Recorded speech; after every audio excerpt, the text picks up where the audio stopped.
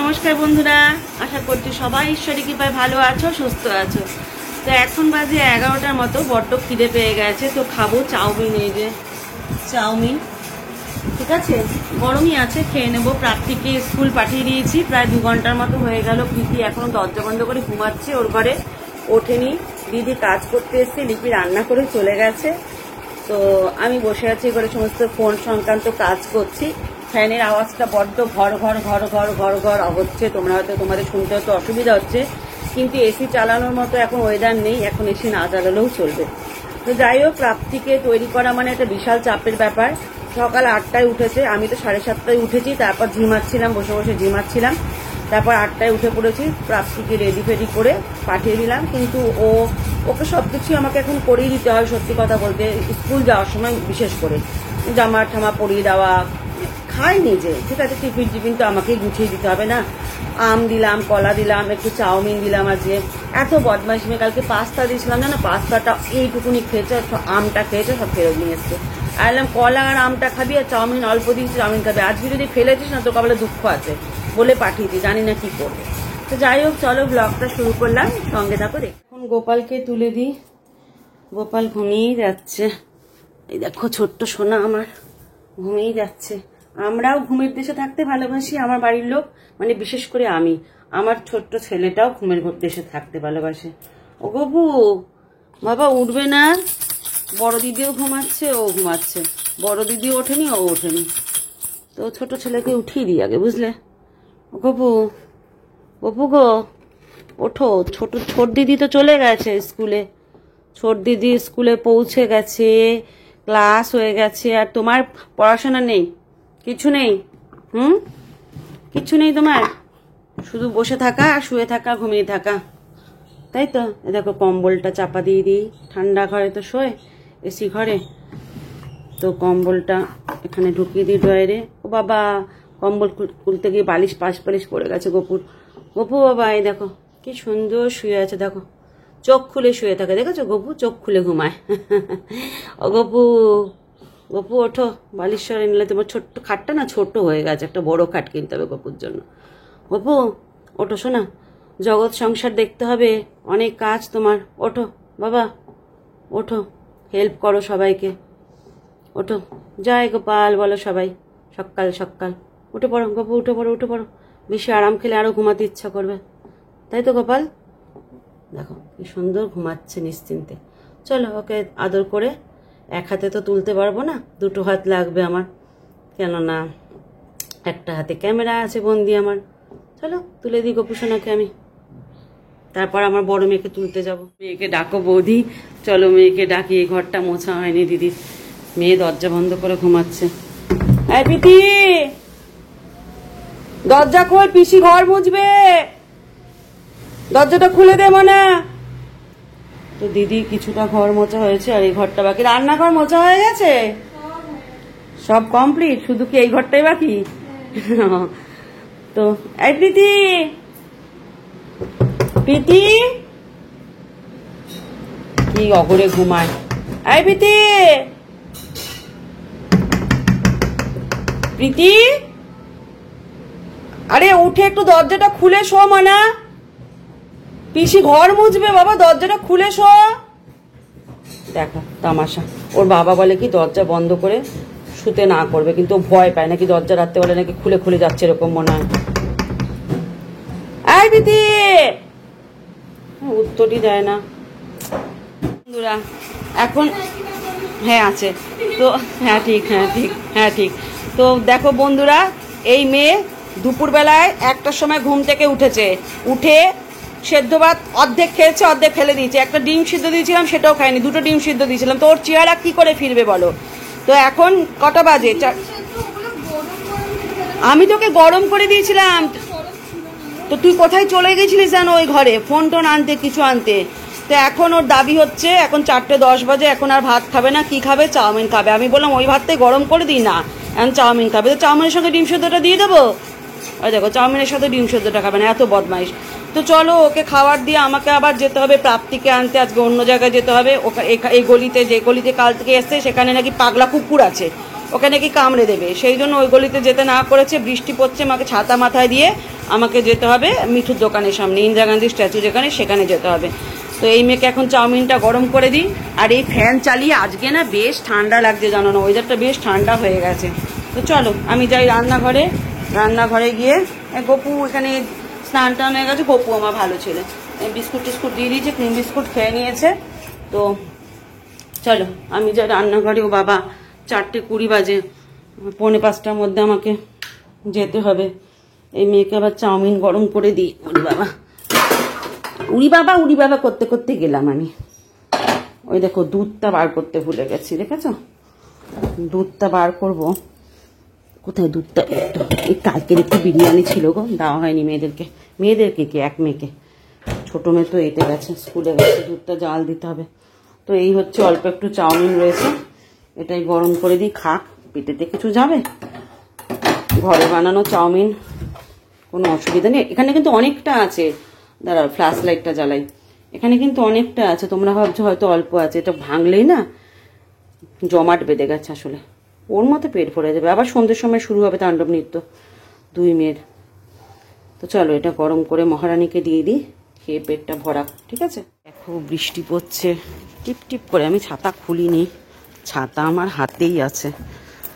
তো এখন যাচ্ছি প্রাপ্তিকে আনতে। এইটা এখানে না অটো ফটো সারায় সব। এখানে বলছে রাস্তা ঠিক করছে, তাই এখান থেকে নাকি গাড়ি আসছে না। কই গাড়ি তো এলো, রিক্সা তো এলো। কি বলে সমীরদা? তাহলে দেখি সামনে রাস্তা খারাপ কিনা, তাহলে বলতে হবে কোথায় রাস্তা খুঁড়ছে। গাড়ি ঘোড়া তো আসছে বন্ধুরা, একটা রিক্সা তো এলো। রাস্তা বন্ধ থাকলে তো আসতো না। সামনেটা দেখতে হবে, রাস্তা পুরো ভিজে।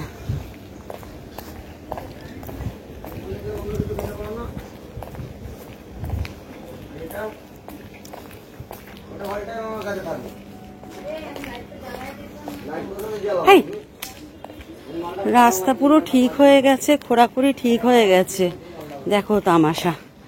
আর আমাকে নিয়ে আসতে বলছে এখান থেকে। সুমিতদাকে বলতে হবে রাস্তা ঠিক হয়ে গেছে, সব গাড়ি ঘোড়া আসছে।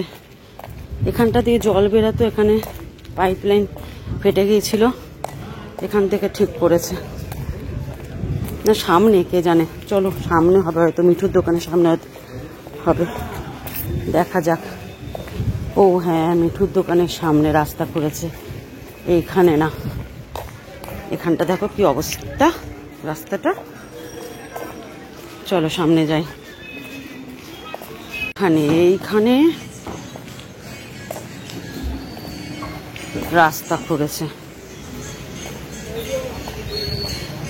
তাহলে কি করে আসবে গাড়ি? এই যে রাস্তা খুঁড়ে রেখেছে এখানে। সন্তর্পণে যেতে হবে বন্ধুরা, এখান দিয়ে পড়ে গেলেই হলো নালিতে। চলো এখানে দাঁড়াই, মেয়ে আসো। যে গাড়ি চলে এসছে,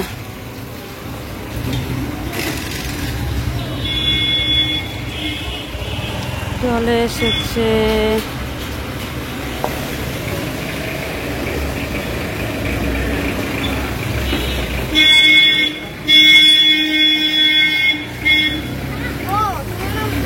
চল,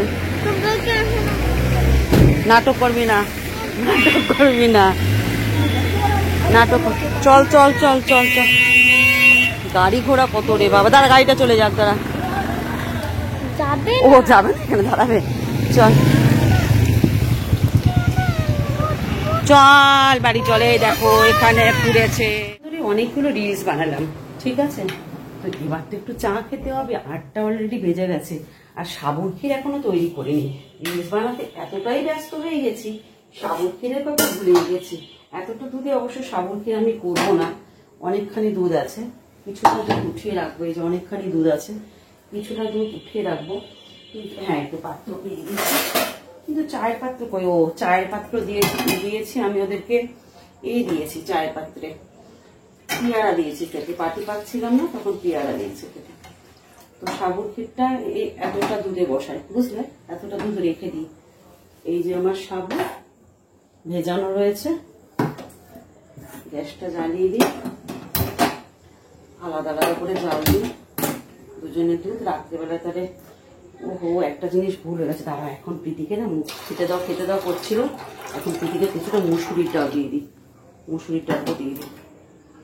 কিছু মনে করো না বন্ধুরা, হাত দিয়ে আমি আপাতত সাবুটা দিলাম, পুরো সাবুটাই দিয়ে দিই।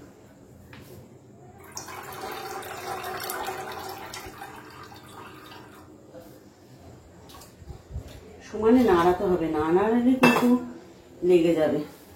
চিনি কই? চিনি আমার এখানে রয়েছে, আমাকে দেখাচ্ছিলাম না তখন, কি দেখাচ্ছিলাম তাহলে করো না। চলো একটু চিনি দিই, একটু মিষ্টি না হলে আবার খেতে চাইবে না। আর আমি এদিকে দুধটা জাল হয়ে যাক, আমি এক কাপ চা করে খেয়ে নিই, কেমন? আমার কানের দুলটা কেমন উল্টে যায়, কানের দুলটা। এখন বাজে রাত্রি 10:30। এইদিকে ডাল সেদ্ধটা একটু জল দিয়ে পাতলা করলাম, নুন দিলাম, হলুদ দিলাম আর গোলমরিচের গুঁড়ো দিলাম। এটা প্রীতি খাবে, তোমরা জানোই, যারা রেগুলার আমার ব্লগ দেখো তারা জানো। আর এখানে মার ভাত করছি, ভাতটা ছিলই, একটু জল দিয়ে ভালো করে করে নিচ্ছি। আর ডিম সিদ্ধ দুটো সকালে দেওয়া ছিল, সেটা একটু গরম করে নিচ্ছি। সঙ্গে আলু সেদ্ধটাও হয়ে গেছে, আলু সেদ্ধটা হয়ে গেছে। মাঠটা একটু শুকিয়ে আসুক। আর আমার কর্তা রাতে ডিনার হচ্ছে এই যে একটু চিংড়ি মাছের আলু রয়েছে, চিংড়ি মাছ 2-3টে রয়েছে হাজবেন্ডের জন্য, এটার তলায় কিছু নেই। আর এটার মধ্যে কপি ঝুল আছে, যেটা আমি খাবো না, ভীষণ ঝাল হয়েছে। হাজবেন্ড ঝাল খেতে পারে, হাজবেন্ডকে দেবো। 2-3টে কপি হয়তো খেয়ে নিতে পারি, বলা যায় না, বিচিত্র কিছু নেই।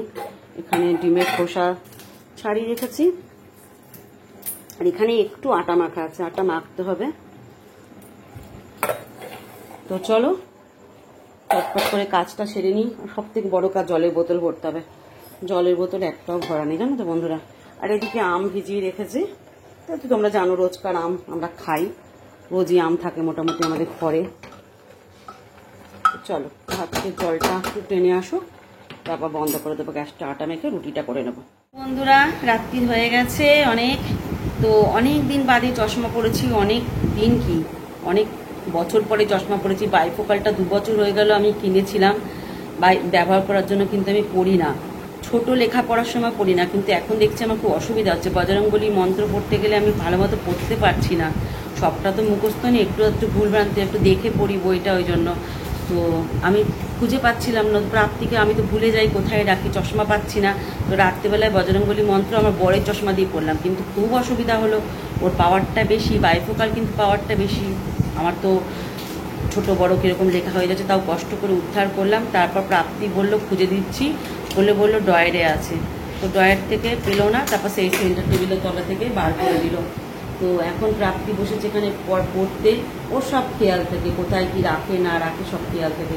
তো ওই আমাকে বার করে দিল, রাত্রি 10টা অবধি ঘুমালো, ঘুমিয়ে এখন পড়তে বসতে। দেখো মজা দেখেছো, বাবা বললো কখন ঘুমাতে আয়, বাবা এসে উঠালো ওদেরকে, ঘুমাতে আয়, বলছে একটু পরে যাব। তো এখন লেখাপড়া করছে, তা আমি বসে ভিডিও সংক্রান্ত কাজ করব। এখন সকালের দিকে পাই ঘুম, রাত্রিবেলা 2টো, 2:30, 3টে অবধি জেগে থাকি, তারপর সকালের দিকে ঘুম পায়, ঝিমনে আসে। আমার অভ্যাসটা এরকম হয়ে গেছে গো।